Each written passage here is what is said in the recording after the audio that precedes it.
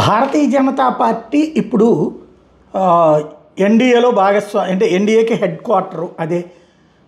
ఇప్పుడు నితీష్ కుమార్ ఇచ్చిన హామీ అనుకోవాలా, భారతీయ జనతా పార్టీ ఇచ్చిన హామీ అనుకోవాలా?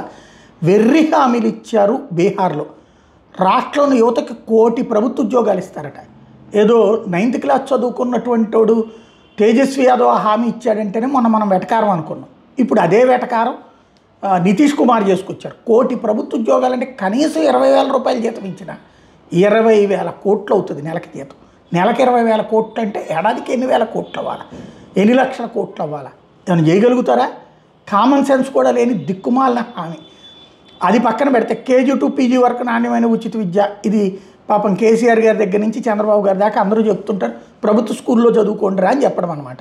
ఏడాదికి 1,00,000 వరకు సంపాదించిన 1 కోటి మంది మహిళలను లక్పతి దీదీలుగా మార్చడం. మన చంద్రబాబు గారు ఇక్కడ కూడా హామీ ఇచ్చారు, మీ అందరినీ లక్షాధికారులను చేస్తానని. అదేంటంటే వాళ్ళకి పెట్టుబడి ఇస్తారు, ఏది డ్వాక్రా మహిళలకు అప్పులు ఇప్పిస్తారు, దాంతో వాళ్ళు వ్యాపారాలు చేసుకుని వాళ్ళు లక్షాధికారులు అవ్వాలి. అయితే ప్రభుత్వం గొప్ప కాకపోతే వాళ్ళ తెలివి తక్కువతనం అట్లా ఉంటాయి అన్నమాట. ఇది వేస్ట్ హామీ, బట్ ప్రభుత్వం సపోర్టింగ్ ఉంటుంది. ఈబీసీలకు 10 లక్షల దాకా ఆర్థిక ప్రోత్సాహకాలు, అంటే ఏదైనా షాపులో వ్యాపారం పెట్టుకోవడానికి అనమాట. రాష్ట్రంలో సామాజిక ఆర్థిక పరిస్థితులు అంచనా వేసేందుకు ఎవరు సుప్రీంకోర్టు విశ్రాంతి న్యాయమూర్తితో కమిటీ వేస్తారు. మరి ఎంతకాలం ప్రభుత్వంలో ఉంది ఇళ్ళే కదా, ఎందుకేలా? కర్పూరి ఠాకూర్ కిసాన్ సమ్మాన్ నిధి కింద ప్రతి రైతుకి ఏడాదికి 9,000 రూపాయలు పెట్టుబడి సాయం. మనకి ఆంధ్రప్రదేశ్లో 10,000 రూపాయలు ఇస్తున్నారు, కేంద్ర ప్రభుత్వం 10,000, వీళ్ళు 10,000. వాస్తవంగా మొత్తం కలిపి అంటే 14,000, కేంద్రం 6,000, వీళ్ళు 14,000. ఇదివరకు జగన్మోహన్ రెడ్డి ఉన్నప్పుడు 6,000 రూపాయలు కేంద్రం ఇస్తుంటే 7,500 తనిచ్చుకొచ్చాడు.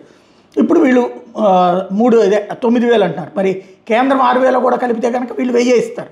లేదు 6,000 కాకుండా 9,000 అయితే కొద్దిగా బెటరే. బీహార్లో 7 ఎక్స్ప్రెస్ వేలు కడతాం, 4 నగరాల్లో మెట్రో రైలు సేవలు ఏర్పాటు చేస్తాం, ఇవన్నీ చెప్తున్నారు. బాగానే ఉంది. ఎంతకాలం ఎందుకు చేయలేదు అన్నటువంటిది ప్రశ్న వస్తుంది.